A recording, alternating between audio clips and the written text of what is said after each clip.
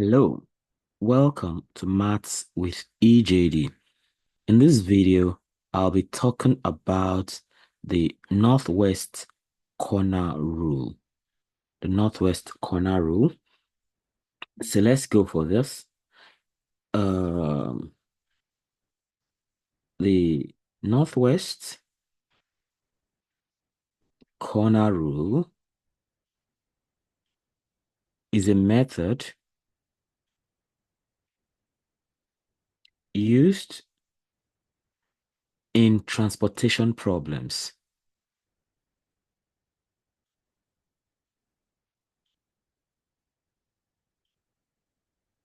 to find an initial feasible solution.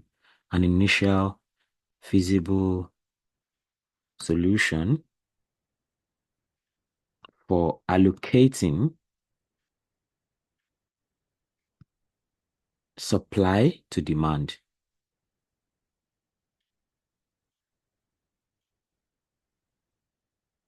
Okay. Uh, the rule to follow, the rule follows these steps. So in the last video, right, I actually did a particular example. So I talked about transportation problem, presented a particular demand and supply situation, and I used uh Python. I used PULP and also LinProg to solve the problem, and we got the optimal solution. So I want to use this other methods. I want to compare that with the solution we already got from Python, which we know is optimal. So I want to see how these rules compare with all that. So first, I'm starting with the Northwest Corner rule. So the rule follows these steps. I mean, the Northwest Corner rule follows these steps. The first step is to start you start at the you start at the northwest corner. That's where the name comes from. You start at the northwest corner, which is actually the top left cell of the table. That is the table in which you have the table in which you have your information for the demand and supply allocations and prices, right? Then the second step is to allocate as much as possible, allocate as much as possible to the selected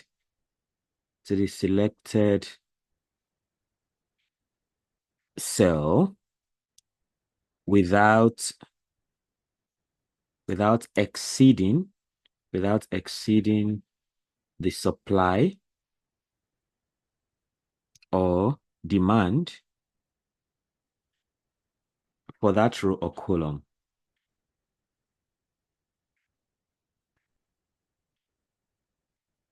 Then in step three now you adjust the supply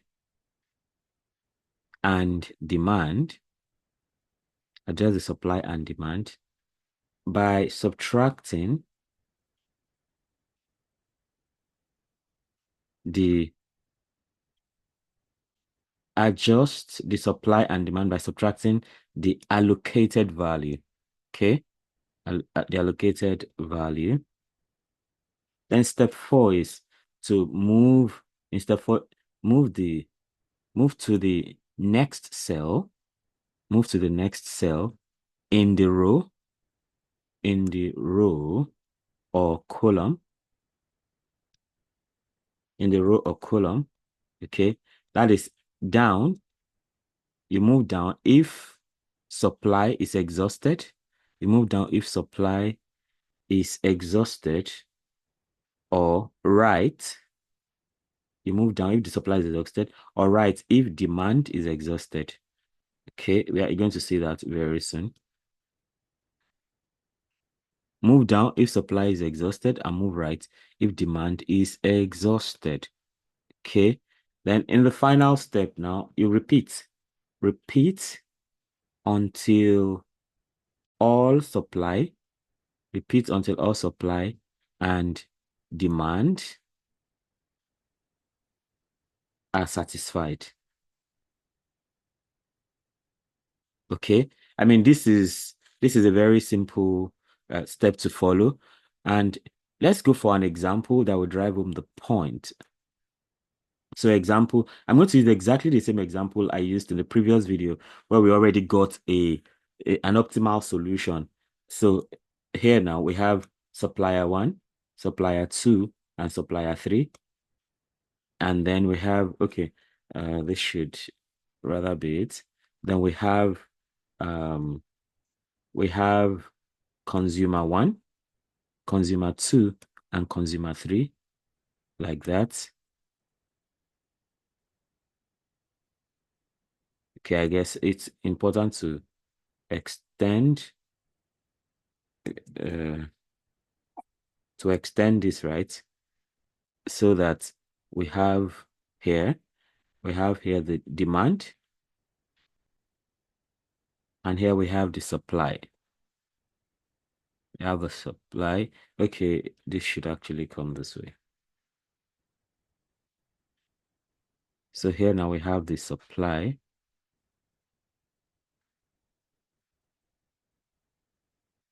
So this is the supply. So for the demand, right, here we have 80, 140, 150. And for the supply, we have 100, 150, 120. So already you can see that there's a balance in the demand and supply. So it's not always necessarily that way, but it's easier when the demand and supply are equal. So we don't have to do anything extra. So we have demand and supply equal. So the costs now are the same like what we had previously also. We have 8, 6, 10. We have 9, 7, 4. Okay. This is 9. And 9 can be better. 9, 7, 4, 3, 4, 2. So for the northwest corner rule, we don't have to worry trying to set up the system, trying to write like maximize this or minimize that. Already the goal is so don't forget the goal, minimize, minimize, minimize transportation costs, minimize transportation costs while meeting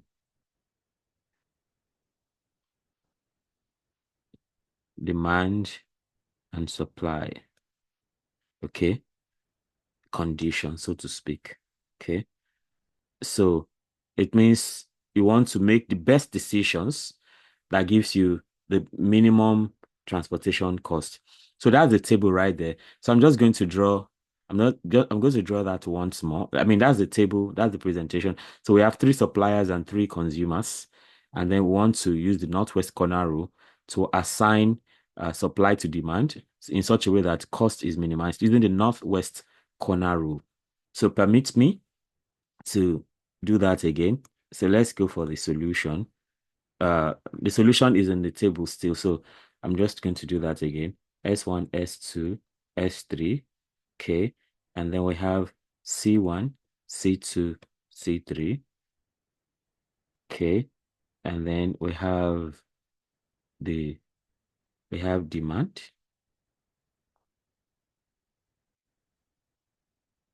and we have supply also. Okay. Um,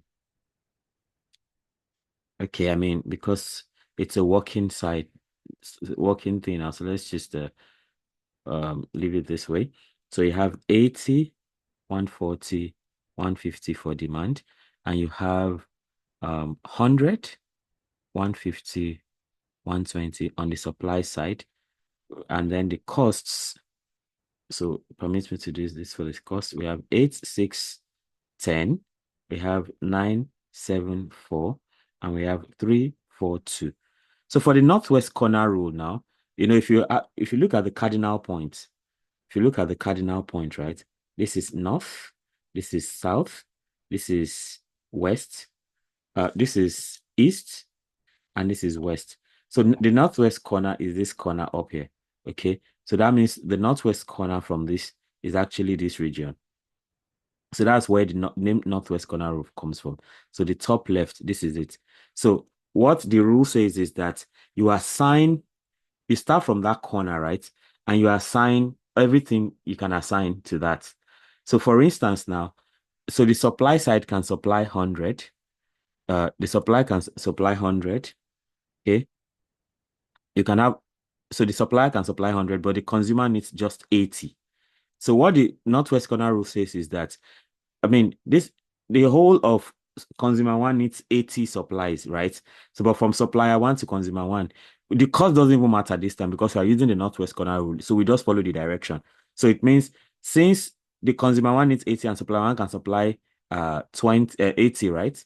Then you can take the whole 80 for consumer one. And in that case now, you automatically cancel out this 80. So all the conditions have been met. But here you have 20 left. So don't forget what the rule says. Once you now we have made an assignment, right? So the assignment says that you move down if the supply uh you move down if supply is exhausted. Sorry, I did not complete that. If supply is exhausted. So once the supply is exhausted, you move down, but then you move right if demand is exhausted. So in this case, you discover that the supply is the demand is exhausted, but we still have a bit of we have something to still supply. So what you're going to do in that case is then you move to the next box. So this is can I just do this? This is step one now. So that's the first thing you did. Then, because you still have something to supply, then you don't you move right, okay? You move to the next place. Okay, but I think I can since with this arrow now, I don't have to worry. Okay, let me just do this. Yeah. So with this arrow now, I think we're good. It's better I just do the direction thing. So you can now move right because you still have something to supply. Now, so you automatically just supply 20 to this next cell now. So you supply 20 here so that this will be fully exhausted. Now that the supply is exhausted, the next thing you want to do is you move down, okay? You move into this next cell. So that's the northwest corner thing. So you move down into the cell here. Now, in that cell where you are in, right? The supply, okay, I mean, since you supply 20 here and you know, the demand is 140. So it means you can actually cross this out because 20 of the 140 has been met. So you have 120 left. Okay. Since you have 120 left, now you see that the supply here, the supplier can supply 150. But I mean, the demand is only 120. So you can give the whole of 120 to this cell now so that this one, the demand is exhausted. And then we have, for the supply, we have 30 left. So it means in that case, because demand is exhausted, you move right now. Okay, you move right. And when you move right, you discover that that place is for consumer three. Consumer three needs 150, but supplier two has 30 left. So you can supply the whole 30 here. So you give the whole 30 to this place. So this supply is exhausted and 30 out of 150 has been met. So you have 120 left. So automatically, since the supply is exhausted, then you move down into the next cell. And then the movement now means that, okay, for consumer three, right? Consumer three still needs 120. Thankfully, supplier three has thankfully supplier three can still can supply the 120. So the whole of 120 automatically comes here. So in that case, the demand is fulfilled, supply is fulfilled. So with this now, we have all our assignments done. Okay. So the assignment is taken care of. So in that case, we have a very cute table like this. I'm just going to draw that for the sake of neatness, so to speak. So you have supplier one, supplier two, supplier three. So we can have a very compact table now.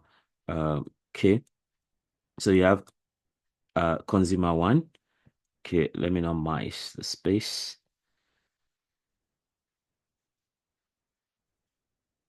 So you have command consumer one, consumer 2, and consumer 3. So you have all the assignments done. So all supply and demand have been met. So now it means that so at the cost of 80, at the cost of 8, right? 80 is assigned here. Then um perfectionism. So 8 into 80, right? So you have 6 into 20. Okay, I guess I want to let me just write the cost first to avoid confusing myself. Okay, so you have 8, 6, 10, right? 8, 6, 10, then 974, 974, then 3, 4, 2, 3, 3, 4, 2. So now let's talk about the allocations. So based on what we've done, right? So 820, so we have 80, 20, then 47, we have 120, and then the next we have 30, and then for lastly, we have 120 here. So that's northwest corner rule. So you move from the northwest corner. So you can go, you can come down, you can go, and you can come down, and like that. That's the idea of northwest corner rule. So with this one now, just like the situation we explained from the beginning, right? The northwest corner rule, all it does, right, is the northwest corner rule is a method used in transportation problem to find initial feasible solution. Important. It is to find an initial feasible solution. So what you have now is an initial feasible solution. So it might be optimal solution and it might not be. Okay. In a future video, I'm going to talk about methods like the stepping stone method or the modified distribution method for checking if it is optimal. But how do you conclude this now? So you have done all your allocations, right? So you can now talk about the fact that all is done, and then you find out the final transportation cost. So um so we can say that applying after applying the northwest corner rule,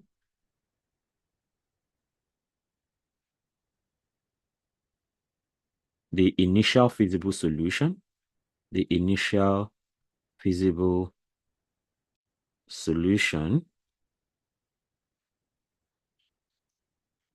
is as follows.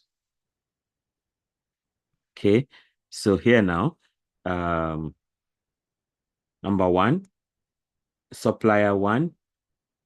So to from supplier one to consumer one, it's basically what we have from the table, right? From supplier one to consumer one, supplier one to consumer. Okay, let me save space. Let me just use S1. So S1, you have S1 to C1. That will be, so you allocate 80 products to from supplier one to consumer one. Then next we have supplier one to consumer two. You have 20 products. Okay, 20 products. Then you have the supplier two to consumer two. So you have supplier two to consumer two. That will be that's 120 products. So you have 120 products exchanging hands there. Then next you have supplier two to consumer three. Okay, supplier two to consumer three, and that is 30 products. 30 products. And lastly, supplier three to consumer three. Okay, supplier three to consumer three. That is 120 products. Now you'll see that not everybody, because of the northwest corner rule, some directions are omitted, but you see that every supplier has supplied everything and every consumer has got their demands met. But of course, you notice that each of that will be at a particular cost. So supplier one to consumer one is $8. Then supplier one to consumer two is $6. Okay, that's the cost. Supplier two to consumer two is $7. Okay, that's $7. Then supplier two to consumer three is $4. $4. per product, that is. Then lastly, supplier three to consumer three is $2 per product. $2 per product. So now, since you have got the number of products to allocate, you can also talk about the cost. Overall, the transportation cost, the transportation cost is given given as this total cost. Total cost is equal to, okay, you just multiply out. So you have $8 times 80 plus the next one is $6 times 20. $6 times 20. The next one is $7 times 120. $7 times 120. The next one is $4 times 30. $4 times 30. Then the next one is $2 times 120. So we have five, right? That's 1, 2, 3, 4, 5. Yes. In the table to one, yeah, five. So now 8 times 80 is 640. 6 times 20 is 120. 7 times 120 should be 840, I believe. I think so, yeah. That should be 840. Then we have 4 times 30. 4 times 30 is 120. And 2 times 120 is 140. I mean, 240, sorry. That's 240. 240. So let's see the total of that. So 640, 640 plus 640 plus 120 plus 840 plus 120 plus 240 is 1,960. So that's 1,960. So we can say, therefore, the total transportation cost,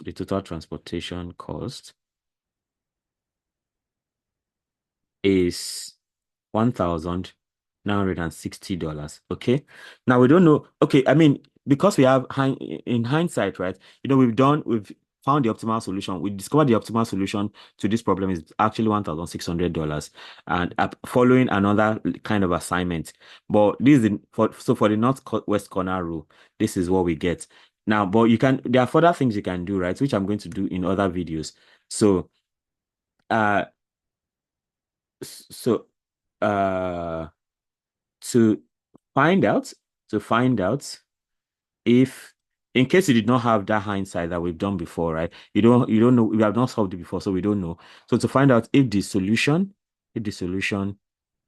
is optimal, and to optimize it, it is important